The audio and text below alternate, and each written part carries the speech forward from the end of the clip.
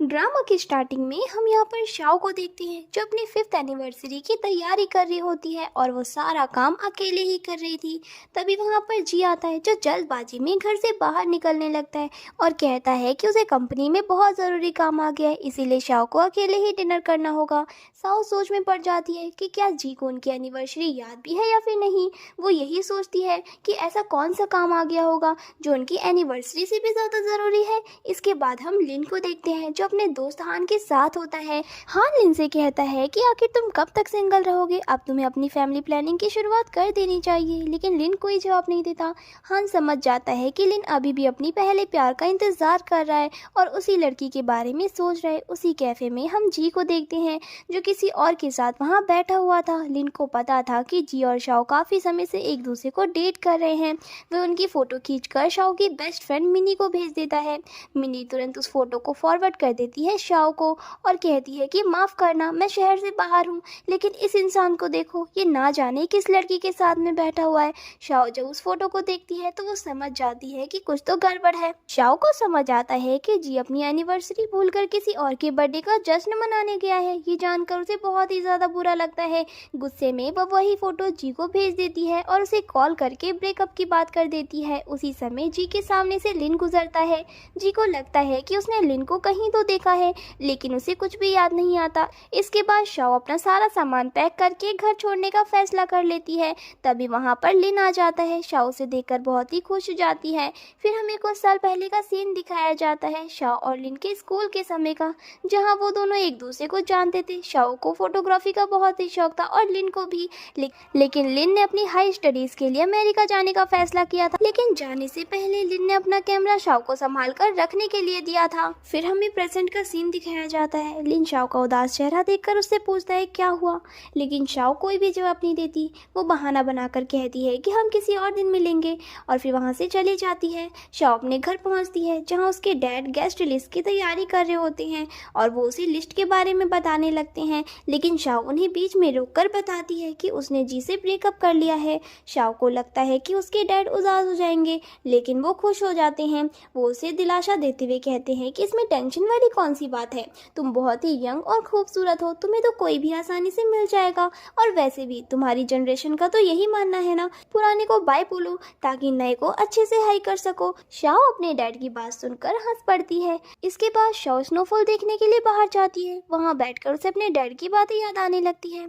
उसे एहसास होता है कि उसके डैड दिन ब दिन बूढ़े होते जा रहे हैं, उनके पास अब ज़्यादा समय नहीं बचा है। वो बस यही चाहते हैं कि शाओ एक अच्छी फैमिली बनाए और अपनी ज़िंदगी खुशहाल तरीके से जिए। शाओ अकेली बैठी होती है, तभी लिन उसके पास एक अम्ब्रेला लेकर आ जाता है।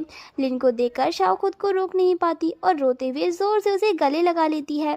फिर लिन उसे लेकर एक ओपन कैफे में जाता है और उसे याद दिलाता है कि स्कूल के टाइम पर जब भी तुम उदास होती थी तो मैं तुम्हें इसी कैफे में लेकर आता था। फिर हमें स्कूल टाइम का सीन दिखाया जाता है। लिन अपने कैमरे से शाओ की तस्वीरें खींच रहा होता है, लेकिन शाओ उदास होती है। लिन उसे मुस्कुराने के लिए कहता है, लेकिन शाओ उसे अपनी फ़ोटो खिंचवाने से मना कर देती है। तभी लिन हंसकर कहता है कि ठीक है, मैं तुम्हारी अगली फ़ोटो खींच लूँगा और पूरे स्कूल में चिपका दूंगा, फिर सभी लोग तुम पर हंसेंगे। शाओ उसकी बातें सुनकर काफ़ी ज़्यादा हंसने लगती है। लिन उसकी हंसी देखकर काफ़ी खुश होता है और लगातार उसकी तस्वीरें खींचता रहता है। फिर हमें प्रेजेंट का सीन दिखाया जाता है। शाओ के फ़ोन पर मिनी का कॉल आता है। मिनी घबराई हुई होती है और कहती है कि क्या जी का दिमाग खराब हो गया है। वो सभी के सामने डेजी को एक सुंदर सा नेकलेस गिफ्ट कर रहा है। क्या उसे पता नहीं है कि आज तुम्हारी 5वीं एनिवर्सरी है और तुम उसकी गर्लफ्रेंड हो। शाओ उसे कुछ भी जवाब नहीं देती और बस जी को बोलने के लिए कहती है। लिन उसे समझाने लगता है कि तुम जी जैसे लड़के के लिए उदास मत हो, वो तुम्हें डिजर्व ही नहीं करता था। शाओ उदासी से कहती है कि मेरे डैड को उम्मीद थी कि मैं जल्दी शादी करूंगी, लेकिन मैंने उनकी उम्मीद भी तोड़ दी। मेरी ज़िंदगी पूरी तरीके से बर्बाद हो गई है। लिन उसे दिलासा देता है कि तुमने अपनी ज़िंदगी खराब नहीं की है, ये सब बस एक लाइफ का फेस है जो जल्द ही गुजर जाएगा। और वैसे भी तुम्हें ज़रूर कोई ऐसा इंसान मिलेगा जो तुम्हें पसंद करता हो और सच में तुम्हारी परवाह करता हो। तभी लिन के फोन में नोटिफिकेशन आता है जिसमें फोन की स्क्रीन ऑन हो जाती है। शाओ की नजर उसके वॉलपेपर पर पड़ती है और वो कोई और नहीं बल्कि वही तस्वीर थी जो लिन ने स्कूल टाइम पर खींची हुई थी। शाओ उसके वॉलपेपर को देखकर काफी हैरान होती है। उसे एहसास होता है कि लिन हमेशा से उसकी परवाह करता था। तभी शाओ अचानक से लिन को प्रपोज प्रपोज कर देती है। लिन पहले तो चौंक जाता है, फिर मुस्कुराते हुए उससे पूछता है, क्या तुम सच में सीरियस हो या ये सब कुछ तुम इमोशनल होकर कर रही हो? शाओ पूरी तरह सीरियस होती है, लेकिन लिन उसे सोचने का एक और मौका देता है और कहता है कि तुम पूरी रात सोच लो, हो सकता है कि आज तुम हाँ कह रही हो लेकिन कल तक तुम्हारा जवाब बदल जाए, इसीलिए तुम आराम से अपना टाइम लो और कल सुबह मुझे अपना फाइनल जवाब दो। फिर अगली सुबह लिन एक प्रॉमिस रिंग लेकर तैयार हो जाता है और थोड़ा नर्वस होता है और अपने कॉलेज टाइम की बातों को याद करने लगता है। कॉलेज के दिनों में एक दिन लिन गुलाब लेकर आया होता है शाओ को प्रपोज करने के लिए, लेकिन तब शाओ जी के साथ में थी और पूरे कॉलेज को पता था कि वो दोनों एक दूसरे को डेट कर रहे हैं। इसी वजह से लिन ने कभी भी अपनी फीलिंग्स उसे नहीं बताई थी। लिन को लग रहा था कि शाओ नहीं आने वाली, इसीलिए वो वहाँ से जाने वाला था, लेकिन तभी शाओ भागते हुए आ जाती है और उसे सॉरी बोलती है और कहती है कि फूल लाने में मुझे थोड़ी सी लेट हो गई है। इसके बाद वो दोनों सीधा मैरिज ब्यूरो चले जाते हैं और अपना मैरिज सर्टिफिकेट ले लेते हैं। सर्टिफिकेट लेने के बाद लिन शाओ को गोल्डन सर्कल लेकर जाता है। ये जगह एक टूरिस्ट स्पॉट थी, लेकिन साथ ही लवर्स के लिए एक खास जगह मानी जाती थी। सभी के सामने लिन नील डाउन होकर शाओ को वेडिंग के लिए प्रपोज करता है। शाओ यहाँ पर हैरान होती है और यहाँ पर उसे हाँ कर देती है। सभी लोग तालियां बजाकर उनका हौसला बढ़ाते हैं। लिन का दोस्त हान इस सारी खूबसूरत पलों को कैमरे में कैद कर रहा होता है। शाओ वादा करती है कि वो एक बहुत ही अच्छी और एक लॉयल वाइफ बन के रहेगी। लिन भी वादा करता है कि वो हमेशा शाओ को प्रोटेक्ट करेगा और हर मुश्किल में उसका साथ देगा। शाओ को अभी भी यकीन नहीं हो रहा था कि उसने अपने 5 साल के पुराने रिलेशनशिप को भुलाकर एक नई शुरुआत कर ली थी। वहीं दूसरी तरफ जी गुस्से में पागल हो चुका था। वो अपने ऑफिस में हर चीज को तोड़ रहा था, अपने दोस्त पर चिल्ला रहा था और उसका दोस्त गुस्से में उसे जवाब देता है कि हम पर चिल्लाना बंद करो, ये सारी तुम्हारी वजह से हुआ है। तुम्हारी 5th एनिवर्सरी थी लेकिन तुमने उसे छोड़कर डेजी का बर्थडे मनाया, गलती तुम्हारी है, हमारी नहीं। तभी यहाँ पर उसे और भी गुस्सा आ जाता है। वो सोचने लगता है कि अब मैं शाओ को क्या रीजन दूंगा, मैं उसे वापस कैसे लाऊंगा।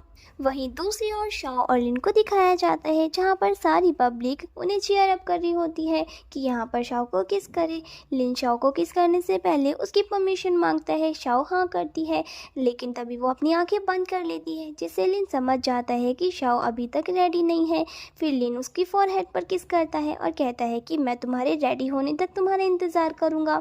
दूसरी तरफ हम डेजी को देखते हैं जो लंच लेकर जी के पास जाती है और यहाँ पर वो देखती है कि जी यहाँ पर उसकी और शाओ की फोटो को देख रहा होता है। डेजी उससे माफी मांगने लगती है, कहती है कि मुझे पता नहीं था कि कल रात तुम्हारी और शाओ की एनिवर्सरी थी। और यहाँ पर डेजी काफी ज्यादा भोले बनने का नाटक कर रही होती है, लेकिन जी का ध्यान डेजी पर था ही नहीं, बल्कि वो अपनी और शाओ की फोटो को देख रहा था। गुस्से में आकर डेजी जानबूझकर जी को धक्का मार देती है, जिससे फोटो की कांच टूट जाती है। जी अब और भी गुस्से में डेजी पर चिल्लाता है। डेजी फिर नाटक करने लगती है और माफी मांगती है कि अगर तुम चाहो तो मैं जाओ से माफी भी मांग सकती हूँ, लेकिन जी जाओ का नाम लेने से भी उसे मना कर देता है और चुपचाप वहाँ से चला जाता है। डेजी को ये सब देखकर बहुत ही गुस्सा आता है और वो सोचती है कि अगर मेरे सर पर इतने लोन नहीं होते तो मैं इस बेवकूफ को बिल्कुल भी भाव नहीं देती। फिर हम यहाँ पर शाओ और लिन को देखते हैं जो अपने नए घर में आते हैं। शाओ को लिन का पसंदीदा घर बहुत ही अच्छा लगता है, लेकिन शाओ अपनी डेली यूज की चीजें अभी तक लाई नहीं थी। लिन उससे कहता है कि तुम चिंता मत करो। लिन कहता है कि मैंने सारी तैयारी पहले ही कर ली है, यहाँ तक कि तुम्हारे टूथब्रश से लेकर मेकअप तक के लिए मैंने सारी अरेंजमेंट कर ली थी। शाओ समझ जाती है कि वो रात भर नहीं सोया होगा। लिन कहता है कि हाँ, मैं इतना खुश था कि मैं रात भर सो ही नहीं सका। फिर यहाँ पर शाओ को मिनी का कॉल आ जाता है, जिसमें मिनी चिल्लाते हुए कह रही होती है कि तुमने शादी कर ली और तुमने मुझे बताया तक नहीं। वहाँ पर शाओ को वो मिलने के लिए कैफे में बुला लेती है। मिनी ये सुनकर बहुत ही गुस्सा होती है और हानसी कहती है कि हम तो स्कूल टाइम से साथ है ना, कम से कम तुम तो मुझे बता सकते हो। हान कहता है कि प्लीज अपनी बेस्टी को संभाल कर रखो, वरना आज तो ये मुझे मार ही डालेगी, फिर मेरी शादी कैसे होगी। फिर मिनी शाओ से कहती है कि आखिर वो कौन सा गधा इंसान है और वो इतना लकी है जिसने तुमसे शादी की है। तभी पीछे से लिन आता है और लिन मिनी से कहता है कि तुम जिस गधे की बात कर रही हो ना, वो गधा मैं ही हूँ। फिर सभी लोग बैठ जाते हैं और शाओ और लिन अपनी शादी की रिंग्स दिखाते हैं और कहते हैं कि अब से हम लीगल हस्बैंड वाइफ हैं। मिनी ये बताने लग जाती है कि जी मिनी को ढूंढते हुए आया था। यहाँ पर हमें बताया जाता है कि जी मिनी से पूछ रहा था कि वो शाओ को कैसे कैसे मनाए, लेकिन मिनी तो जी पर ही चिल्लाते हुए कह रही थी कि तुमने मुझसे वादा किया था ना कि 5th एनिवर्सरी के टाइम पर तुम शाओ को शादी के लिए प्रपोज करोगे, लेकिन नहीं, तुम तो अपनी लवर का बर्थडे मनाने चले गए थे। उसका बर्थडे तुम्हारी एनिवर्सरी से भी ज़्यादा इम्पोर्टेंट था और इस पर उसने उसे बहुत ही सुनाया था। फिर बाद में मिनी शाओ से पूछने लग जाती है कि देखो, मैंने माना कि अभी तुम्हारा ब्रेकअप हुआ है और ब्रेकअप के बाद तुमने शादी भी कर ली, लेकिन क्या तुमने ऐसा इसीलिए किया क्योंकि तुम जी को जेलस फील करवाना चाहती हो? क्या तुम लिन को पसंद करती हो? इस पर शाओ से कहती है कि माना कि मैंने ये सब कुछ ओवरनाइट सोचा था और एक रात सोचने के बाद ही मैंने ये सब कुछ डिसाइड किया, लेकिन ये मेरा फैसला है और मैं इस पर कभी भी रिग्रेट नहीं करूंगी। मैं लिन को एक बहुत अच्छी लाइफ दूंगी। फिर मिनी हान का कान पकड़ने लगती है और लिन को चेतावनी देती है कि अगर तुमने मेरी बेस्ट फ्रेंड को कभी भी उदास किया या उसका सपोर्ट नहीं किया तो याद रखना, मैं तुम्हारे कान खींचकर बाहर निकाल दूंगी। इसके बाद शाओ मिनी का थैंक यू बोलने लगती है उसे फोटो भेजने के लिए। बाद में मिनी उसे बताती है कि वो फोटो मिनी ने नहीं बल्कि हान ने भेजा था और हान बाद में लिन की ओर देखता है तो शाओ समझ जाती है कि लिन ने ही वो फोटो भेजी थी। लिन शाओ से माफ़ी मांगता है तो शाओ कहती है कि तुम्हें माफ़ी मांगने की ज़रूरत नहीं है और उसको थैंक यू बोलने लगती है क्योंकि उसने शाओ की आंखें खोली। फिर मिनी यहाँ पर हान के कान को पकड़ते हुए उसे ले जाती है और शाओ और लिन को अकेला समय बिताने देती है। इसके बाद शाओ अपनी कंपनी में एक बड़ा बॉक्स लेकर जा रही होती है। तभी यहाँ पर हान उसके पास आता है उससे माफ़ी मांगने के लिए। साथ ही वो शाओ के लिए फूलों का गुलदस्ता लेकर आता है, लेकिन शाओ उसे जाने के लिए कह देती है, ये कहते हुए कि अब उसकी शादी हो चुकी है। जी को इस बात पर यकीन नहीं होता और वो शाओ से माफ़ी मांगने लगता है। वो कहता है कि देखो, मानता हूँ कि कल रात जो कुछ भी मैंने किया उसके कारण तुम मुझसे बहुत ही गुस्सा हो, लेकिन प्लीज़ तुम मुझे एक बार माफ़ कर दो, अगली बार मैं ऐसा बिल्कुल भी नहीं करूँगा। शाओ से कहती है कि देखो, ज़बरदस्ती करना बंद करो और इस चक्कर में उसके हाथ से बॉक्स भी गिर जाता है। उस बॉक्स में वही सारी सामान होते हैं जो कि जी और शाओ के थे। जी कहता है कि तुम इन सभी चीज़ों को फेंकने जा रही थी। शाओ कहती है कि हाँ, लेकिन अगर तुम्हें चाहिए तो इसे तुम रख सकते हो, वैसे भी मुझे इन चीज़ों की ज़रूरत नहीं है। और यहाँ पर जी उसे अपने साथ घर चलने के लिए कहता है। शाओ से मना किया जा रही थी, इतने में ही वहाँ पर लिन आ जाता है और यहाँ पर वो उसे वाइफ कहते हुए बुलाता है। फिर यहाँ पर जी उसे कहने लग जाता है कि आखिर तुम यहाँ पर क्या कर रहे हो और तुम यहाँ पर हो कौन हमारे मैटर में पढ़ने वाले।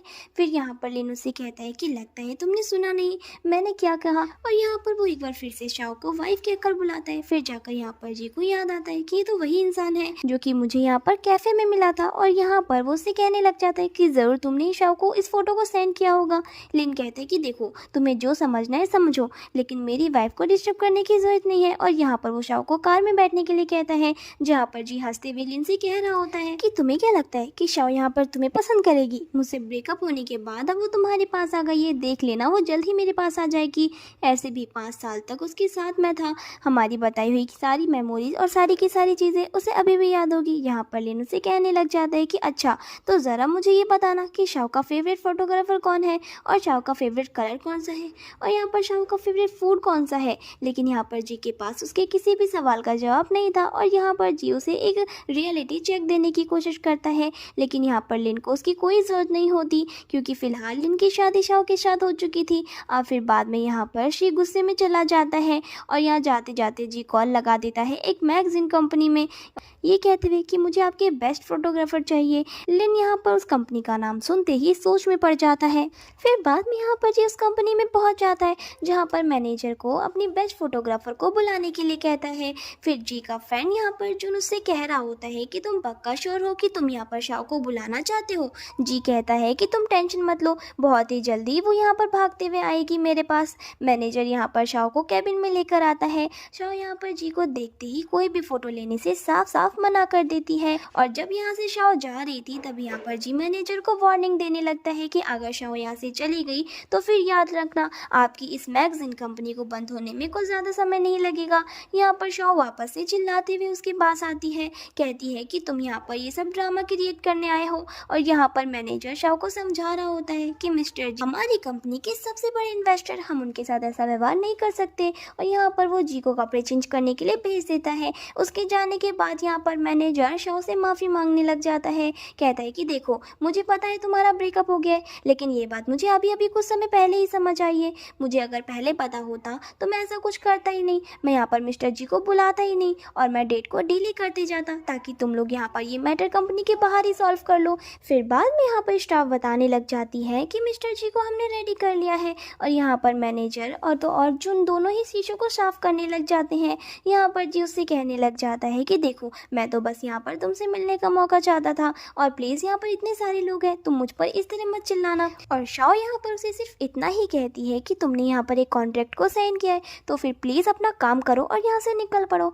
स्टाफ आकर बताने लग जाती है कि उसने लाइट की सारी अरेंजमेंट कर दी है, और बाद में यहाँ पर वो सभी उसकी फ़ोटोशूट करवाने लगते हैं। शाओ यहाँ पर मन में सोच रही होती है कि इसे अभी भी ऐसा क्यों लगता है कि यहाँ पर मैं उसे माफ़ करने वाली हूँ, और इतने में ही वहाँ पर आ जाता है लिन, जहाँ पर लिन को देखकर मैनेजर बहुत ही खुश हो जाता है, क्योंकि लिन यहाँ पर गो-कार्ट का एक गेम होता है और उसका टॉप प्लेयर भी रह चुका है। इंटरनेशनली भी उसे ढेर सारे अवार्ड्स मिल चुके हैं।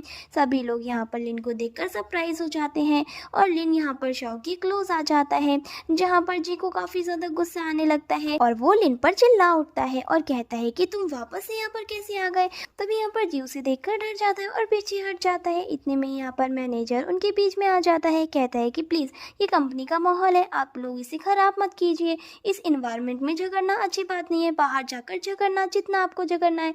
बाद में यहाँ पर जी उससे कहने लग जाता है कि अभी के अभी यहाँ से लिन को बाहर निकालो, क्योंकि मैं अपने फ़ोटोशूट में रुकावट नहीं चाहता हूँ। मैनेजर यहाँ पर उसे बताने लग जाता है कि वो लिन को बाहर नहीं निकाल सकता। जी कहता है कि मैं इम्पॉर्टेंट हूँ या फिर ये लिन? ये लिन तो यहाँ पर एक नॉर्मल सा प्लेयर है। यहाँ पर वो मैनेजर बताता है कि हाँ, नॉर्मल नहीं, ये हमारी कंट्री का टॉप 1 प्लेयर है। दूसरी ओर जुन यहाँ पर नेट पर सर्च कर रहा होता है और उसे पता चलता है कि लिन तो थैशन ग्रुप का भी प्रेसिडेंट है, और थैशन ग्रुप तो यहाँ पर टॉप 1 में आती है, और जी की कंपनी तो यहाँ पर टॉप 10 में भी नहीं आती। तो फिर यहाँ पर मैनेजर उन सभी को वहाँ से बाहर निकालने लग जाता है, और लिन और शाओ को उनका अकेला टाइम देकर चला जाता है। फिर इसके बाद में उन सभी के वहाँ से जाने के बाद शाओ यहाँ पर लिन को पूछने लग जाती है कि आखिर तुम्हारा और थैशन ग्रुप का क्या रिलेशन है। तो यहाँ पर लिन उसे बताता है कि थैशन ग्रुप के ऑनर मेरे डैड हुआ करते हैं।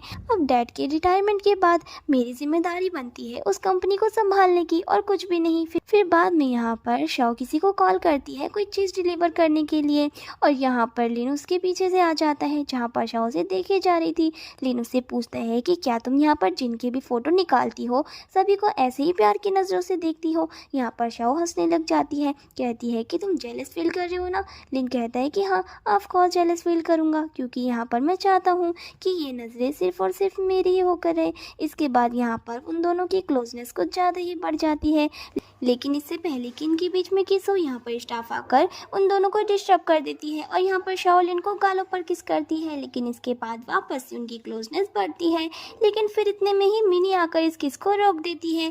कहती है कि कैमरा इतना ज़्यादा इंपॉर्टेंट है क्या, जो कि तुमने यहाँ पर डिलीवरी पर्सन के बदले मुझे कॉल कर बोला ये सब डिलीवर करने के लिए? फिर बाद में यहाँ पर वो कैमरा शाओ लिन को देने लग जाती है, कहती है कि ये कैमरा तो तुम्हें याद होगा ना, और यहाँ पर ये वही कैमरा होता है जो कि यहाँ पर लिन शाओ को यूएस जाने से पहले दिया था। फिर बाद में यहाँ पर उनकी मीठी मीठी और प्यारी प्यारी बातें सुनकर मिनी कहने लग जाती है कि मैं तो अभी तक सिंगल हूँ, तो फिर मेरे सामने इतना प्यार व्यार करना बंद कर दो, मुझे बहुत ही जेलस फील होता है। फिर बाद में यहाँ पर शाओ शिन की फ़ोटोज़ लेने लग जाती है, और फ़ोटोज़ लेने के कुछ समय बाद ही यहाँ पर आ जाता है जुन शाओ को एक बुरी खबर देने के लिए कि जी यहाँ पर एक इंटरव्यू कर रहा है जहाँ पर कुछ रिपोर्टर्स आए हुए हैं। फिर यहाँ पर हमें रिपोर्टिंग वाला सीन दिखाया जाता है, जहाँ पर जी रिपोर्टर्स को बता रहा होता है कि किस तरीके से शाओ ने उस पर चीट किया हुआ है। शाओ और जी एक दूसरे को काफ़ी टाइम से डेट कर रहे थे, लेकिन जी के साथ ब्रेकअप करने के बाद से वो तुरंत ही लिन के साथ शादी कर ली, और यहाँ पर इतने में ही शाओ आ जाती है जो कि उसे इस तरीके से रूमर्स फैलाने से मना करती है, और यहाँ पर मैनेजर भी रिपोर्टर्स पर चिल्लाने लग जाता है। रिपोर्टर्स कहते हैं कि हम यहाँ पर खुद ब खुद नहीं आए हैं, हमें यहाँ पर जी ने बुलाया हुआ है, और यहाँ पर फिर लिन आ जाता है, जहाँ पर मिनी जो है वो जी को सुनाने लग जाती है कि तुम तो एक नंबर की स्कैमर स्कैमर हो, यहाँ पर तुमने ही मेरी शाओ के साथ धोखा किया था और जो उसने तुम्हारे साथ किया वो एकदम सही है। जी कहता है कि अगर मैं स्कैमर हूँ तो फिर ये लिन कौन है, और यहाँ पर शाओ को गुस्सा आ जाता है और वो यहाँ पर जी को थप्पड़ मार देती है और वार्निंग देने लगती है कि कभी भी उसके हस्बैंड के खिलाफ एक भी उल्टा शब्द मत कहना।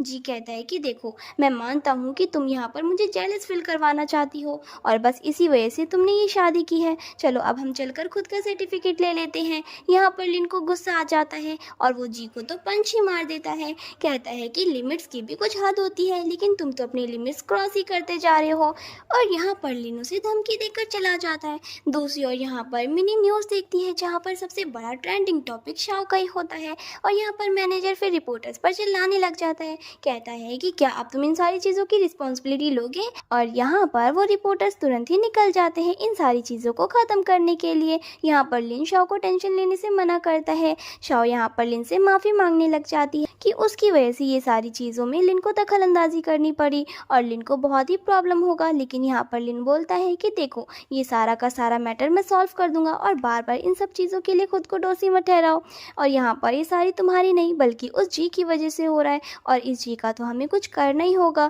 फिर इतने में यहाँ पर लिन को कॉल आ जाता है शाओ के डैड का, जो कि यहाँ पर उसे कह रहे होते हैं कि मैंने सुना है कि तुम वापस से चाइना आ गए हो, तो फिर क्यों ना तुम मेरे साथ मिलकर एक गो का मैच खेलो, देख लेना अंकल इस बार तुम्हें पक्का हरा देंगे। फिर बाद में यहाँ पर शाओ लिन से पूछने लग जाती है कि क्या हम अपनी मैरिज सर्टिफिकेट वाली बात डैड को बता सकते हैं। लिन कहता है कि हाँ, इससे अच्छा मौका क्या ही हो सकता है, वैसे भी तुम्हारे डैड मुझ पर बहुत ही ट्रस्ट करते हैं।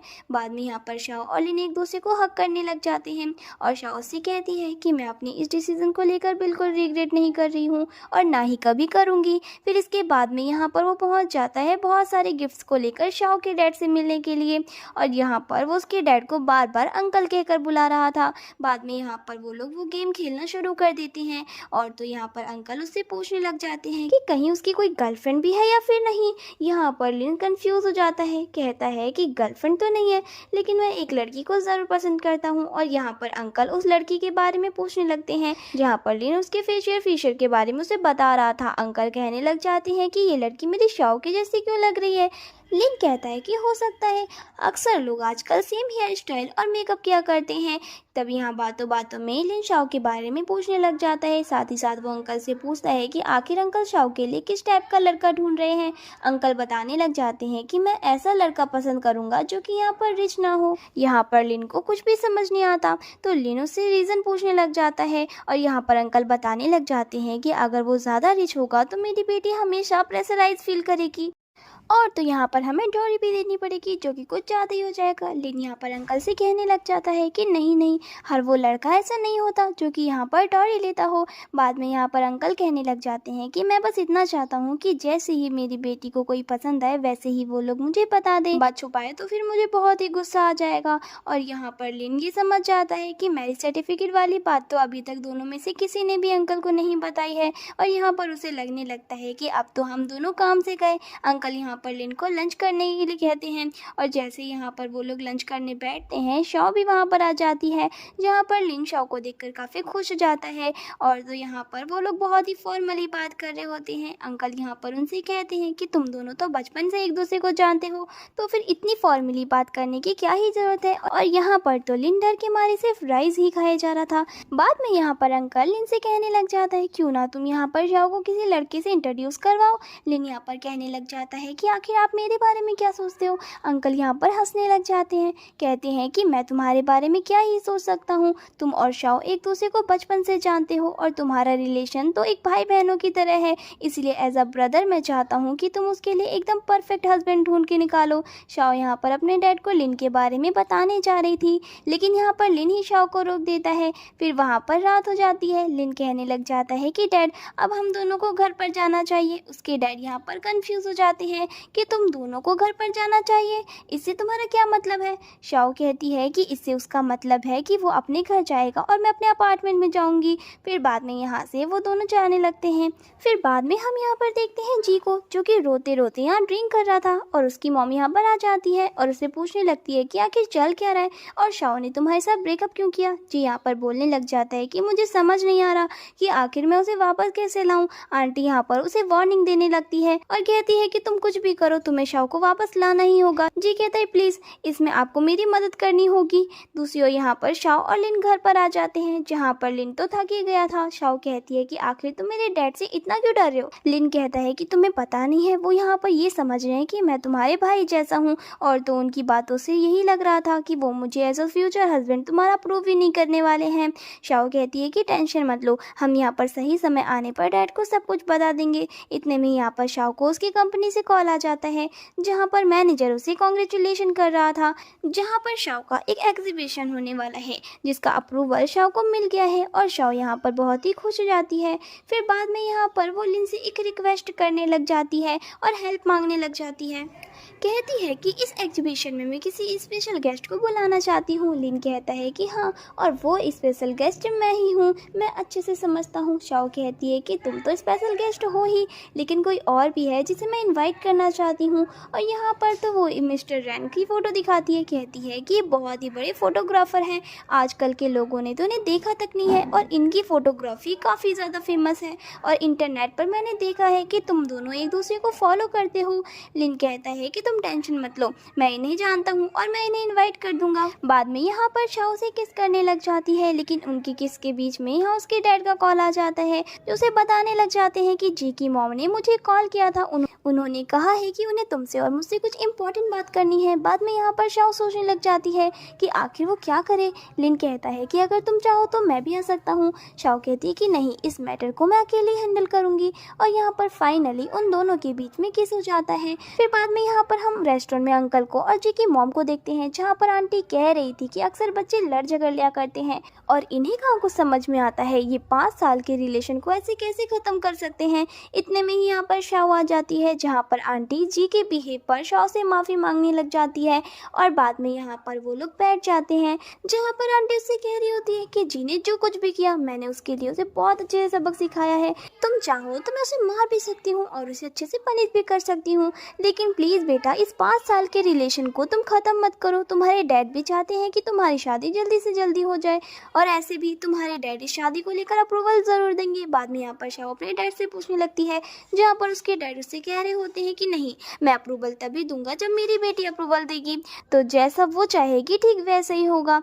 फिर यहाँ पर वो आंटी को समझा रही होती है कि उनकी रिलेशनशिप का जो झगड़ा हुआ है वो कोई नॉर्मल टॉपिक की वजह से नहीं हुआ है, वो टॉपिक बहुत ही बड़ा है, और इस 5 साल के रिलेशन में सिर्फ स्टार्टिंग के ईयर ही अच्छे से गए हैं, और बाकी के ईयर यहाँ पर उसके बेटे ने मुझे धोखा दिया है। और बाद में यहाँ पर अंकल ऐसा नाटक करने लगते हैं जैसे उनके हार्ट में पेन हो रहा है, ताकि वो आंटी वहाँ से निकल जाए, और आंटी यहाँ से चली जाती है। जहाँ पर अंकल शाओ से बोलने लग जाते हैं कि आखिर वो लड़का कौन है जिसके साथ तुम्हारी शादी के र्यूमर फैल रहे हैं, और यहाँ पर वो कहने लग जाती है कि रहने भी दो, वो तो खाली र्यूमर्स है, आप उस पर ध्यान मत दीजिए। अंकल कहते हैं कि नहीं, यहाँ पर जी जो कह रहा था मुझे उसकी थोड़ी थोड़ी बातों पर भरोसा हो रहा था, तो मैं चाहता हूँ कि तुम उस इंसान को यहाँ पर अभी के अभी बुलाओ। और यहाँ पर शाओ बुला लेती है लिन को, और लिन यहाँ पर काफ़ी ज़्यादा नर्वस था, और यहाँ पर वो अंकल से कहने लग जाता है कि मैं शाओ को लेकर बहुत ही सीरियस हूँ, और मैं प्रॉमिस करता हूँ कि मैं अपनी लॉयल्टी कभी भी ब्रेक नहीं करूँगा। अंकल यहाँ पर उसे कुछ भी बोलने से मना कर देते हैं। फिर यहाँ पर अंकल को पास्ट की बातें याद आने लगती है, जहाँ पर अंकल ने उससे पूछा था कि तुम पहले तो यहाँ पर मेरे साथ हमेशा चेस खेलने आते थे ताकि तुम यहाँ पर शाओ को देख सको। और बाद में यहाँ पर लिन खड़े होकर उससे माफी मांगने लगता है,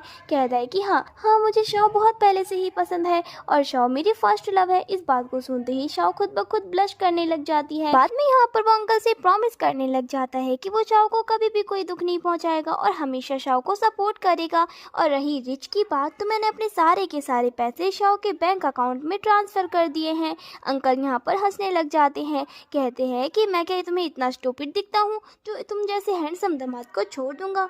मैं तो पहले टेंशन में आ गया था कि आखिर शाओ के साथ कौन होगा, लेकिन जब मुझे पता चला कि तुम उसके लाइफ पार्टनर हो, तब जाकर मुझे बहुत रिलीफ फील हो रहा है। और यहाँ पर लिन और शाओ को अप्रूवल मिल जाता है। फिर बाद में यहाँ पर वो लोग घर पर आते हैं, लेकिन यहाँ पर जैसे ही वो लोग घर पर आते हैं, वहाँ पर लिन की मॉम उनका इंतजार कर रही थी। शाओ यहाँ पर लिन से पूछने लग जाती है कि तुम्हारी मॉम यहाँ पर क्या कर रही है। लिन उसे बताने लग जाता है कि जब हम ये सारी बातें तुम्हारे डैड को बता रहे थे, तब मैंने अपनी मॉम को भी हमारे बारे में बता दिया था, लेकिन मुझे नहीं पता था कि वो इतनी जल्दी यहाँ पर आ जाएगी।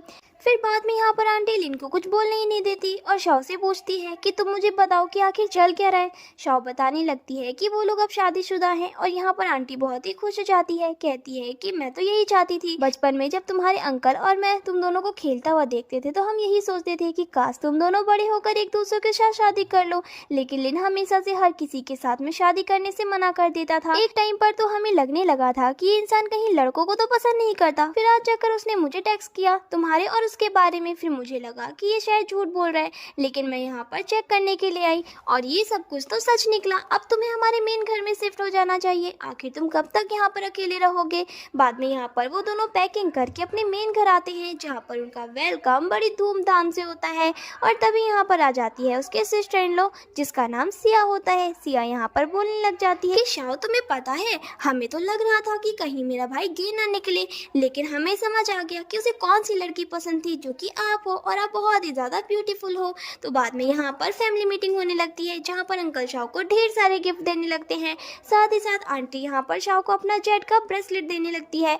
शाओ यहाँ पर उसे देखकर मना कर देती है, कहती है कि ये तो बहुत ही ज़्यादा एक्सपेंसिव है, लेकिन आंटी यहाँ पर उसे समझाती है कि ये ब्रेसलेट मुझे मेरी मदर इन लॉ ने दिया था और मेरी मदर इन लॉ को उनकी मदर इन लॉ ने दिया था, तो इस ब्रेसलेट पर तुम्हारा भी हक बनता है क्योंकि तुम मेरी डॉटर इन लॉ जो हो।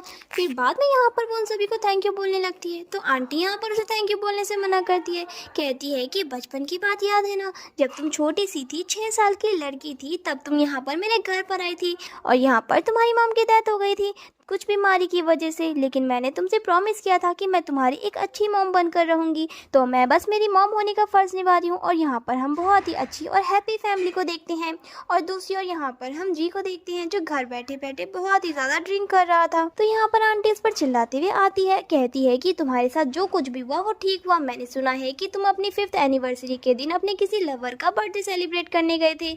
जी बताने लगता है कि वो कोई लवर नहीं बल्कि मेरी बस फ्रेंड है, लेकिन आंटी कहती है कि जो कुछ भी हो, उस फ्रेंड से ज़्यादा इंपॉर्टेंट तुम्हारे लिए शाओ होनी चाहिए, लेकिन तुमने दिखा दिया कि तुम्हारे लिए शाओ कुछ इंपॉर्टेंट नहीं रखती है, तो फिर तुम्हारे साथ जो कुछ भी हो रहा है वो तुम्हें तुम्हारे कर्मों का फल मिल रहा है। और बाद में यहाँ से वो गुस्से में चली जाती है। बाद में यहाँ पर वो लोग भी घर जा रहे होते हैं, क्योंकि यहाँ पर उन्हें अकेले में टाइम स्पेंड करना था। और तो यहाँ पर रात हो जाती है, जहाँ पर उनकी क्लोजनेस कुछ ज़्यादा ही बढ़ती है और ये किसिंग सीन एक मेकआउट में बदल जाता है, जहाँ पर ये मेकआउट में वो दोनों एक दूसरे के साथ नाइट स्पेंड करते हैं। और नेक्स्ट मॉर्निंग यहाँ पर शीन लिन को अपने बाजू में नहीं देखती, तो वो सोच में पड़ जाती है कि आखिर वो सुबह सुबह कहाँ चला गया।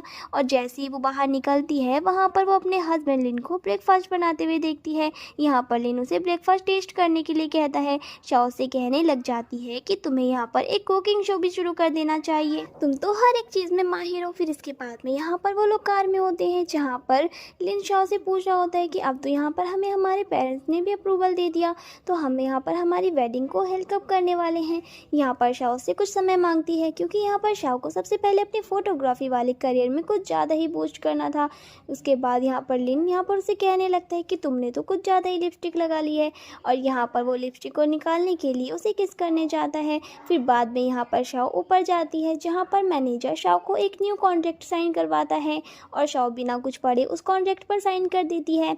मैनेजर कहता है कि तुम पहले पढ़ तो सकती हो कि तुम्हारी सैलरी कितनी है और ये सब कुछ। तो यहाँ पर वो कहती है कि मैं अपने इस प्रोफेशन में और इस कंपनी में बहुत ही ज़्यादा खुश हूँ, सैलरी कितनी है ये मेरे लिए मायने नहीं रखता। और इतने में यहाँ पर मैनेजर बताने लगता है कि तुम्हें यहाँ पर अपनी सैलरी की इंक्रीजमेंट के लिए मिस्टर जी को थैंक यू बोलना चाहिए, क्योंकि अब से ये कंपनी मिस्टर जी ने खरीद ली है। और यहाँ पर जी आ जाता है, जो कहता है कि अब से मैं तुम्हारा बॉस हूँ। शाओ कहती है कि अगर मेरे बॉस तुम हो तो मुझे इस कंपनी में काम बिल्कुल नहीं करना है और मैं अभी के अभी यहाँ से बैकअप करना चाहती हूँ। शाओ यहाँ से जाने लगती है, तो फिर यहाँ पर वो उसे रोकने लगता है और कहने लगता है कि देखो ये सब कुछ मैं तुम्हारे लिए ही कर रहा हूँ, अगर तुम मेरी कंपनी के अंदर काम करोगी तो मैं तुम्हें कम काम दूंगा और तुम्हें ढेर सारे पैसे दूंगा।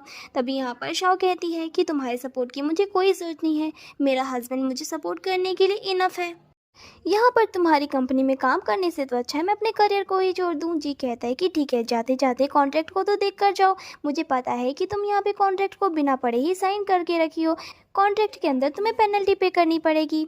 यहाँ पर मैंने कॉन्ट्रैक्ट के अंदर ऑलरेडी ऐड करके रख दिया था कि अगर तुम इस जॉब को कॉन्ट्रैक्ट टर्मिनेट होने से पहले छोड़ना चाहती हो तो यहाँ पर तुम्हें 100 मिनट की पेनल्टी पे करनी पड़ेगी। और ये बात सुनते ही शाओ यहाँ पर शॉक्ड हो जाती है और यहाँ पर उसे ना चाहते हुए भी रुकना पड़ता है और हर दिन यहाँ पर पर जी उसके लिए कुछ ना कुछ लेकर ज़रूर आता था और शाओ उन सभी चीज़ों को डस्टबिन में फेंक देती थी और यहाँ पर जी आकर शाओ के काम को और भी ज़्यादा बढ़ा देता है। फिर बाद में यहाँ पर शाओ मिनी से मिलने जाती है, जहाँ पर वो मिनी को सारी बातें बताती है।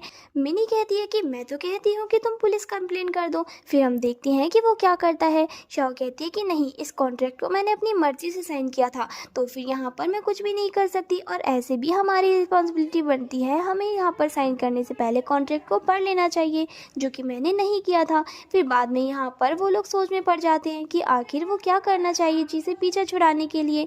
और तो यहाँ पर शाओ उसे ये तक बताती है कि जी ने उसके हाथों से एग्जीबिशन वाला मौका भी छीन लिया है। फिर इसके बाद यहाँ पर शाओ घर पर थी, जहाँ पर वो काफ़ी उदास थी और यहाँ पर लिन उसके लिए फ्लावर्स लेकर आता है और शाओ यहाँ पर सोच में पड़ जाती है कि वो उसे जी वाली बात बताए या फिर नहीं। और यहाँ पर वो उसे बता देती है कि उसका एग्जीबिशन कैंसिल हो चुका है। यहाँ पर लिन को बड़ा बुरा लगता है और लिन यहाँ पर उसे टेक्स्ट कर देता है। इतने में ही शाओ को मिस्टर रेन का टेक्स्ट आ जाता है, यानी कि मिस्टर रेन कोई और नहीं बल्कि लिन ही होता है। और यहाँ पर शाओ काफ़ी खुश हो जाती है और ये खुशखबरी शाओ लिन को देने जाती है। फिर लिन यहाँ पर सोच में पड़ जाता है कि आखिर वो शाओ को इस चीज़ के बारे में कैसे बताएगा।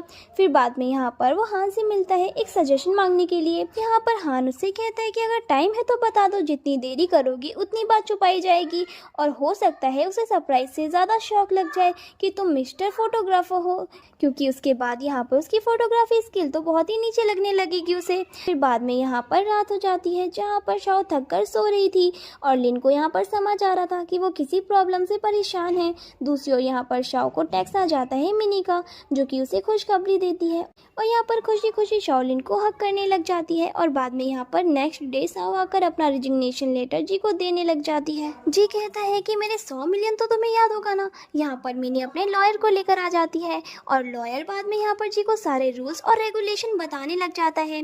जी कहता है कि ठीक है, तुम्हारा लॉयर सही कह रहा है, लेकिन इस रिजिग्नेशन को साइन करना या ना करना ये तो मेरे ऊपर है और मैं इस रिजिग्नेशन को साइन नहीं करने वाला। शाओ कहती है कि आखिर तुम कितना नीचे गिर सकते हो और इतने में ही यहाँ पर आ जाता है लिन, जो कहता है कि कोई बात नहीं, अब इसे मैं नीचा दिखाना चाहता हूँ कि मैं इसे कितना नीचा गिरा सकता हूँ। और यहाँ पर हान उसे सारे एग्रीमेंट दिखाने लग जाता है, जहाँ पर जी ने अगर इस रिजिग्नेशन को साइन नहीं किया और तो यहाँ पर जी सभी के सभी बोर्ड ऑफ डायरेक्टर के अगेंस्ट होता है, क्योंकि यहाँ पर जी काम अपना ठीक से नहीं कर रहा था। बाद में यहाँ पर जी गुस्से में चला जाता है, जहाँ पर मिनी भी हान का कान खींचते हुए चली जाती है और बाद में यहाँ पर शाओ लिन को थैंक्स बोलने लग जाती है और उससे पूछती है कि आखिर उसे ये सब कुछ कैसे पता चला। फिर यहाँ पर वो उसे बताने लग जाता है कि मैं हमेशा हर दिन तुम्हारा मुंह देखता था, जो कि ठीक नहीं होता था। बस मैंने यहाँ पर मिनी से कुछ बातें पूछी और मिनी ने मुझे सब कुछ बता दिया। शाओ यहाँ पर उसे थैंक्स बोलने लग जाती है उसका हर टाइम लाइफ में साथ देने के लिए और उसे हर प्रॉब्लम से बाहर निकालने के लिए। फिर बाद में यहाँ पर लिन उस मैच के बारे में उसे बताता है, जहाँ पर नेक्स्ट में वो मैच खेलने चला जाता है एक नेशनल प्लेयर के साथ, जिसका नाम हैरी होता है। और यहाँ पर लिन और हैरी हमेशा से एक दूसरे के साथ मैच खेलते हैं और इतने में ही यहाँ पर आ जाती है शाओ और यहाँ पर कुछ लोग लिन और हैरी को देखकर कपल्स बुलाने लग जाते हैं। कहते हैं कि आप दोनों की लाइफ तो कितनी अच्छे से सेट हो जाएगी अगर आप दोनों एक दूसरे के साथ रहेंगे तो यहाँ पर वो लिन सभी के सामने कन्फेस करने लग जाता है, जहाँ पर वो सभी को अपनी वेडिंग रिंग बताता है और सभी के सामने शाओ को दिखाता है और यहाँ पर शाओ की आइडेंटिटी को रिवील करता है। बाद में सभी लोग यहाँ पर शाओ से जेलस फील करने लगते हैं। फिर इसके बाद यहाँ पर लिन, हैरी और शाओ मिलकर लंच करने लगते हैं, जहाँ पर लिन वॉशरूम गया था और यहाँ पर हैरी शाओ से नंबर मांग लेती है। यहाँ पर शाओ उससे पूछने लग जाती है कि लड़कियाँ अक्सर ये गेम नहीं खेला करती, आखिर तुम्हें इसमें क्या इंटरेस्ट है। तभी यहाँ पर हैरी उसे बताने लग जाती है कि लगता है तुम्हें पता नहीं है, लिन यहाँ पर मेरा क्लासमेट हुआ करता था और लिन इस गेम में बहुत ही माहिर था। तो उस दिन से मैंने सोच लिया था कि लिन को जो गेम पसंद है वो मुझे भी पसंद होगा। और यहाँ पर लेकिन मेरी और लिन की अकेले में कोई भी तस्वीर नहीं है, अगर तुम उसे खींच दो तो मुझे बहुत ही अच्छा लगेगा। इतने में ही लिन आ जाता है, जहाँ पर शाओ उन दोनों की तस्वीरें खींच देती है और उसके दिमाग में अभी भी रिपोर्टर्स की बातें चल रही थी कि ये दोनों एकदम परफेक्ट कपल हैं। फिर बाद में यहाँ पर शाओ कहने लग जाती है कि तुम दोनों यहाँ पर वेट कर सकते हो, मेरी फ्लाइट का टाइम हो गया है। और यहाँ से वो जाने लगती है, जहाँ पर वो अभी भी लिन की और हैरी के बारे में सोच रही थी। इतने में वहाँ पर लिन आ जाता है और कहने लग जाता है कि मुझे समझ नहीं आ रहा कि तुम क्या सोच रही हो, इसीलिए मैं यहाँ पर तुम्हारे साथ जाना चाहता हूँ। लेकिन शाओ यहाँ पर उससे कहती है कि नहीं, तुम्हें यहाँ पर ट्रेनिंग करनी होगी। लिन कहता है कि ट्रेनिंग तो बाद में भी हो जाएगी, लेकिन मेरे लिए सबसे इम्पोर्टेंट तुम हो। और यहाँ पर उसे सारी बातें बताता है कि हैरी कोई और नहीं बल्कि उसके कॉम्पिटिटर हैं और उससे ज़्यादा वो लोग फ्रेंड्स तक नहीं है और उनका रिलेशन आगे नहीं बढ़ पाएगा। फिर यहाँ पर शाओ को टेंशन लेने की जरूरत नहीं है। फिर इसके बाद यहाँ पर शाओ होती है अपने कैबिन में, जहाँ पर वो पोस्ट देख लेती है जिस पोस्ट के अंदर हैरी और लिन का फोटो होता है और नीचे इस हैरी ने पोस्ट की हुई थी और उसके कैप्शन को पढ़कर उसे बहुत ही बुरा लगता है और एक बार फिर से रिपोर्टर्स की बातें उसके दिमाग में आने लगती है। जिसके बाद यहाँ पर वो घर जाती है तो लिन उसके लिए वाटर सर्व करता है, लेकिन वो बहाना बनाते हुए वॉशरूम के अंदर चली जाती है और यहाँ पर वो मिनी को कॉल करके मिलने के लिए बुलाती है। साथ ही साथ यहाँ पर लिन भी हान को कॉल करके मिलने बुलाता है। यहाँ पर शाओ मिनी से कहने लग जाती है कि मुझे भी वो गेम सीखना है जिसमें मेरा पति बहुत ही ज़्यादा माहिर है, यानी कि गो वाला। मिनी कहने लग जाती है तो तुम मुझे क्यों कह रही हो, जाओ जाकर अपने हस्बैंड से सीखो। और यहाँ पर शाओ से सारी बातें बताने लग जाती है। मिनी उसे समझाती है कि वो कोई इजी गेम नहीं है और यहाँ पर जेलिसी के लिए तुम्हें यहाँ पर वो गेम सीखने की ज़रूरत नहीं है, तुम बस उससे बात कर सकती हो। साथ ही साथ यहाँ पर लिन भी हान को बता रहा था कि ना जाने क्यों शाओ से बहुत ज़्यादा रूडली बिहेव कर रही है और हान यहाँ पर उससे कहता है कि तुम्हें ये बात जाकर उसे कन्फेस करनी चाहिए, क्या पता शायद तुम्हें कोई रीज़न पता चल जाए। फिर बाद में यहाँ पर मिनी और हान मिलकर प्लानिंग बनाते हैं जहाँ पर वो चारों एक साथ मिलते हैं और ड्रिंक करते हैं और ड्रिंक करने के बाद यहाँ पर उन लोगों के मन की बातें अक्सर बाहर निकल जाती है और मिनी एक बार फिर से हान को वहाँ से ले जाती है ताकि उन दोनों को अकेले में टाइम दे पाए। और यहाँ पर वो अपने सेंस में ना होते हुए शाओ सब कुछ बता देती है लिन को, जहाँ पर लिन शाओ की प्रॉब्लम को समझ जाता है और वो यहाँ पर उसे बोलने लगता है कि अगर तुम्हें हैरी से इतनी जेलस फील हो रही है तो अब से मैं उसके साथ कंपटीशन करना बंद कर दूंगा। साथ ही साथ मैं कल सुबह ही कॉल करके उस फोटो को भी ऑनलाइन से हटा दूंगा। इतने में ही शाओ को यहाँ पर नींद आने लग जाती है। दूसरी ओर यहाँ पर जी होता है जो कि अंकल के पास पहुंचा होता है, यानी कि शाओ के डैड के पास माफ़ी मांगने के लिए। और यहाँ पर शाओ के डैड उसे बहुत डांट लगाते हैं बिना उसे माफ़ किए और वहाँ से वो चुपचाप चला जाता है। फिर इसके बाद से हम यहाँ पर देखते हैं उन चारों को, जहाँ पर वो लोग बाहर घूमने के लिए आए होते हैं। यहाँ पर लिन हान की पोल खोल देता है कि मिनी, हान यहाँ पर तुम्हें बहुत ही पहले से पसंद करता है। मिनी यहाँ पर हान का कान पकड़ते हुए उसे प्राइवेटली बात करने के लिए चली जाती है और यहाँ पर लिन शाओ के ढेर सारे पिक्स खींचने लगता है और तभी यहाँ पर हम स्टेयरकेस के ऊपर से हैरी को और जी को देखते हैं।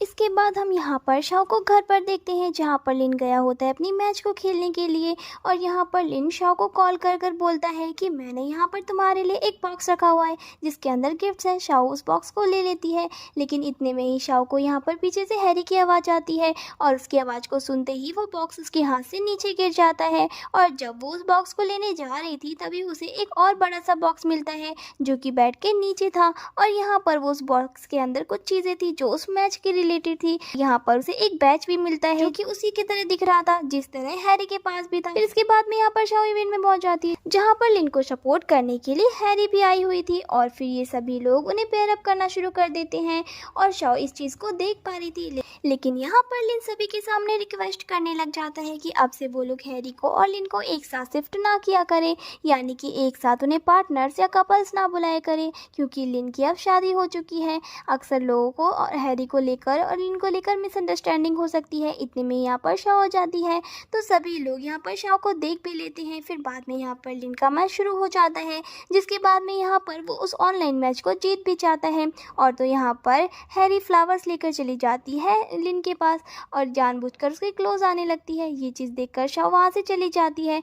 तो फिर यहाँ पर हैरी जानबूझकर रिपोर्टर्स को इशारे करती है, जहाँ पर रिपोर्टर्स जो हैं वो लिन को जाने ही नहीं देते और उसे ढेरों सवाल करने लग जाते हैं और बार बार यहाँ पर शाओ को हैरी के बैच के बारे में याद आ रहा होता है। उसे लग रहा होता है कि वो कपल्स वाला बैच था जो कि यहाँ पर हैरी ने उसे संभाल कर रखने के लिए दिया था और अभी तक उसने उसे संभाल के रखा है। फिर बाद में यहाँ पर शाओ चली जाती है मिनी और हान से मिलने के लिए। यहाँ पर हान तो सो गया था और यहाँ पर मिनी उसे मारने लगती है और उठने के लिए बोलती है और यहाँ पर जी जो होता है वो शाओ को कैफे में देख लेता है तो वो तुरंत ही हैरी को कॉल करके सारी बात बता देता है और अपने प्लान को आगे बढ़ाने के लिए बोलता है। और यहाँ पर हैरी अपने रिपोर्टर्स को कुछ ऑर्डर्स देती है, कहती है कि अगर इसने पूछा कि इंटरव्यू क्यों चल रहा है तो कह देना कि अपर हेड से ऑर्डर आया हुआ है। फिर बाद में यहाँ पर मिनी शाओ को समझा रही होती है कि सबसे पहले तुम मुझे एक बात बताओ कि तुम यहाँ पर लिन को पसंद भी करती हो या नहीं। यहाँ पर इस बार वो कन्फेस करती है कि वो लिन को लव करती है। तो यहाँ पर मिनी उसे कहती है कि सही कहा, तो अब तुम्हारा टाइम आ गया है जहाँ पर तुम्हें अपने लिए स्टैंड लेना होगा। देखो, लिन तो मुझे पता है कि वो बहुत ही अच्छा इंसान है और यहाँ पर वो हैरी के पीछे नहीं जाएगा। कुछ मिसअंडरस्टैंडिंग हो सकती है जिसके बारे में यहाँ पर तुम लिन से भी बात कर सकती हो। और रही बात हैरी की, तो फिर तुम हैरी को वार्निंग भी दे सकती हो लाइन क्रॉस ना करने के लिए। इतने में ही वहाँ पर हैरी आ जाती है। शाओ हैरी को अपने बॉटम लाइन में ही रहने के लिए बोलती है। हैरी तो यहाँ पर शाओ को उल्टा सीधा बोलने लग जाती है, जहाँ पर शाओ को गुस्सा आ जाता है और वो हैरी को थप्पड़ मार देती है। और तो यहाँ पर हान फटाफट कॉल करके लिन को बुला रहा था, जहाँ पर वो इंटरव्यूवर्स वापस से लिन को आने नहीं दे रहा था। लिन उससे कहता है कि तुम जानबूझकर मुझे देरी मत करो, वरना मैं तुम्हारे अगेंस्ट पुलिस कंप्लेन कर दूंगा। और वो तुरंत ही यहाँ पर उस कैफे की ओर चला जाता है। शाओ यहाँ पर हैरी को वार्निंग दे दी थी कि अभी तक यहाँ पर हैरी ने जो कुछ भी उल्टा सीधा कहा है वो सारी चीजें उसने रिकॉर्ड कर लिया है और ये सारी चीजें ऑनलाइन पोस्ट कर देगी, ताकि सभी लोग को स्टार स्पोर्ट्स की रियलिटी का पता चले कि ये लड़की यहाँ पर किस तरीके की है। इतने में यहाँ पर लिन आ जाता है और उसे कहने लगता है कि देख लेना, अगर नेक्स्ट टाइम से तूने कोई भी ऐसी मिसअंडरस्टैंडिंग क्रिएट करने की कोशिश की तो फिर मैं तुम्हारे अगेंस्ट कंप्लेन फाइल करूंगा। और यहाँ पर हैरी चली जाती है, जहाँ पर बाद में लिन उससे माफी मांगने लगता है इस मिसअंडरस्टैंडिंग के लिए। फिर यहाँ पर शाओ और वो लोग घर चले जाते हैं, जहाँ पर शाओ उस बॉक्स के बारे में उससे पूछने लग जाती है और यहाँ पर लिन उसे उस बैच के बारे में बताता है कि ये बैच एक क्लासरूम का है, जहाँ पर हर एक स्टूडेंट को ये बैच दिया जाता है। तो फिर ये एक कपल वाला बैच तो बिल्कुल भी नहीं है। फिर बाद में यहाँ पर शाओ से इस चीज़ के लिए माफ़ी मांगती है। बाद में लिन उसे समझाता है कि तुम बार बार माफ़ी मांगना बंद करो, जो मिसअंडरस्टैंडिंग थी अब दूर हो चुकी है। दूसरी ओर हम यहाँ पर देखते हैं डेजी को, यहाँ पर उसने लोन लिया होता है। वो इंसान उसे ब्लैकमेल कर रहा था कि अगर उसने वो पैसा वापस नहीं लौटाया तो याद रखना कि मैं तुम्हारी फोटोज को लीक कर दूंगा। और फिर यहाँ पर डेजी चली जाती है एक बार फिर से जी के पास अपनी जाल में उसे फंसाने के लिए और वो उसे रिक्वेस्ट करती है। इतने में ही वहाँ पर जी की मॉम आ जाती है, जो कि जी पर चिल्लाने लग जाती है और कहने लग जाती है कि ये वही लड़की है ना जिसकी वजह से शाओ हमारे घर की बहू नहीं बन पाई। और यहाँ पर वो उसे बहुत ज़्यादा चिल्लाती है। जी यहाँ पर उस पर गुस्सा करने लगता है और डेजी को थप्पड़ मार देता है उसकी लाइफ को ख़राब करने के लिए। लेकिन यहाँ पर डेजी उसे समझाने लग जाती है कि यहाँ पर वो उसे जेन्युइनली लव करती है, उसकी केयर करती है। फिर बाद में हम यहाँ पर एग्जीबिशन को देखते हैं, जो कि यहाँ पर शाओ के लिए ऑर्गेनाइज किया हुआ था। इतने में वहाँ पर लिन आ जाता है, जहाँ पर शाओ उससे मिस्टर रैन के बारे में पूछने लग जाती है और यहाँ पर जाकर लिन अपनी आइडेंटिटी को रिवील करता है, जहाँ पर शाओ को तो सबसे पहले यकीन नहीं हो रहा था। उसे लग रहा था कि शायद वो उससे झूठ बोल रहा है और यहाँ पर लिन उसे सारे प्रूफ बताने लगता है। शाओ यहाँ पर उसे कहने लग जाती है कि तुम तो यहाँ पर हर एक चीज़ में बहुत अच्छे हो, फोटोग्राफी में भी मुझसे बहुत अच्छे हो, मैं तो यहाँ पर किसी भी काम की नहीं हूँ। यहाँ पर लिन उसे समझाता है कि शाओ सबसे अच्छे फ़ोटोज़ क्लिक करती है, लिन का फ़ोटोज़ क्लिक करना तो बस एक गलती से अच्छे फ़ोटोज़ आ जाते हैं। शाओ कहती है कि बस भी करो, तो मुझे बिना मतलब का दिलासा देना बंद करो। इतने में यहाँ पर मिनी न्यूज़ देखती है, जहाँ पर शाओ ट्रेंडिंग में चल रही थी अपने फोटोग्राफी को लेकर और ढेर सारे मीडियाज़ वाले आते हैं और उससे बातचीत करने लगते हैं। फिर बाद में यहाँ पर उनकी सारी फैमिली एक साथ मिलती है वेडिंग डेट को फिक्स करने के लिए। साथ ही साथ यहाँ पर शाओ को कॉल आ जाता है मिनी का, जो कि उसे बताने लग जाती है कि हान ने उसे शादी के लिए प्रपोज किया है, इसीलिए वो लोग प्री वेडिंग फोटो शूट करवाना चाहते हैं। इसके बाद में यहाँ पर लिन को हम देखते हैं, जो कि साइकिल पे आया हुआ था और वो भी अपने स्कूल के कपड़ों में। और अब यहाँ पर वो शाओ के लिए भी अपने स्कूल की ड्रेस लेकर आया हुआ था। यहाँ पर शाओ भी चेंज कर आ जाती है, जहाँ पर शाओ उसकी बैक सीट पर बैठती है और वो लोग ठीक वैसे ही घूम रहे थे जिस तरीके से यहाँ पर वो लोग पास्ट में घूमा करते थे। और यहाँ पर वो लोग लोकेशन पर पहुंच जाते हैं, जहाँ पर लिन एक इंसान को देखता है जो कि अपनी लवर को प्रपोज करने वाला था, बट यहाँ पर उसकी लवर को तो कोई और ही ऑलरेडी प्रपोज कर रहा था। ये देखते हुए वो गिव अप कर देता है। लेकिन यहाँ पर लिन उसे इंकरेज करता है, उसे समझाता है कि तुम यहाँ पर एक बार उसे जाकर पूछ तो सकते हो, हाँ या ना क्या जवाब है, वो तुम्हें मिल जाएगा। तो यहाँ पर वो इंसान जाकर अपनी लवर को प्रपोज कर देता है, जहाँ पर उसकी लवर से हाँ कर देती है, क्योंकि वो भी काफ़ी टाइम से उसी का वेट कर रही थी और वो भी श्योर नहीं थी कि अब वो इंसान उसे पसंद भी करता है या फिर नहीं। दूसरी ओर यहाँ पर वो लोग लोकेशन पर पहुंच जाते हैं हान की और मिनी की फोटोज लेने के लिए और यहाँ पर हम लिन और शाओ को किस करते हुए देखते हैं। लेकिन साथ ही साथ यहाँ पर जीबी उन्हें किस करते हुए देखकर बहुत ही गुस्से में आ जाता है, जहाँ पर वो गुस्से में अपनी कार को चला रहा था और सामने से यहाँ पर साइकिल में लिन और शाओ भी थी। गलती से उनकी टक्कर उनसे हो जाती है। लिन तो यहाँ पर गुस्से में उसे मारे जा रहा था, शाओ यहाँ पर लिन को रोक रही थी। जी कहता है कि देखा अभी भी तुम्हें मेरी फिक्र है, लेकिन यहाँ पर शाओ से समझाती है कि लिन के हाथों कोई मर्डर ना हो जाए, बस इसीलिए मैं उसे रोक रही थी, ना कि इसीलिए क्योंकि मैं तुम्हें पसंद करती हूँ और मैं वापस से तुम्हें कभी भी पसंद नहीं कर सकती। फिर बाद में यहाँ पर सभी लोग हॉस्पिटल में आ जाते हैं। साथ साथ यहाँ पर जी की मॉम भी आ जाती है शाओ से माफ़ी मांगने के लिए, लेकिन शाओ यहाँ पर जी को एक भी बार देखने से मना कर देती है। और तो यहाँ पर जी की टांग भी टूट गई थी। फिर यहाँ पर आ जाती है डेज़ी अपना नाटक करने के लिए, कहती है कि अब से मैं तुम्हारे बिजनेस को संभालूंगी और मैं तुम्हें सपोर्ट करूंगी और मैं तुम्हारे साथ शादी करूंगी। फिर बाद में यहाँ पर जी उसे अपना लेता है, जिसके बाद में वो अपना बिजनेस भी डेज़ी के नाम पर कर देता है। और फाइनली हम यहाँ पर वेडिंग सीन देखते हैं जो कि शाओ और लिन का होता है। और यहाँ पर सभी के सभी लोग उन्हें चीयर अप कर रहे होते हैं। साथ ही साथ यहाँ पर लिन शाओ से प्रॉमिस करता है कि जिस तरीके से अभी तक वो उसे सपोर्ट करता है सेम उसी तरीके से वो पूरी लाइफ टाइम उसे सपोर्ट करता रहेगा। इधर यहाँ पर वो दोनों एक दूसरे को वेडिंग रिंग पहनाते हैं, जिसके बाद में हम यहाँ पर देखते हैं जी को, जो कि यहाँ पर शाओ की वेडिंग में आ रहा होता है। लेकिन इतने में यहाँ पर उसका असिस्टेंट भागते हुए आता है और उसे बताता है कि यहाँ पर डेज़ी तो फ्रॉड निकली, उसने कंपनी के सारे पैसे अपने बैंक अकाउंट में डाल दिए और वो यहाँ पर अब्रॉड भाग गई है और हमारी कंपनी बैंकरप्ट हो गई है। यहाँ पर जी तो अपने व्हीलचेयर से ही गिर जाता है और उसकी मॉम भी यहाँ पर काफ़ी ज़्यादा हैरान हो जाती है। लेकिन फिर भी यहाँ पर वो जाओ की वेडिंग में ज़रूर जाता है, जहाँ पर वो जाओ को एक हैप्पी लाइफ के लिए प्रे करने लग जाता है। और इसी के साथ हमारे इस ड्रामे की हैप्पी एंडिंग हो जाती है।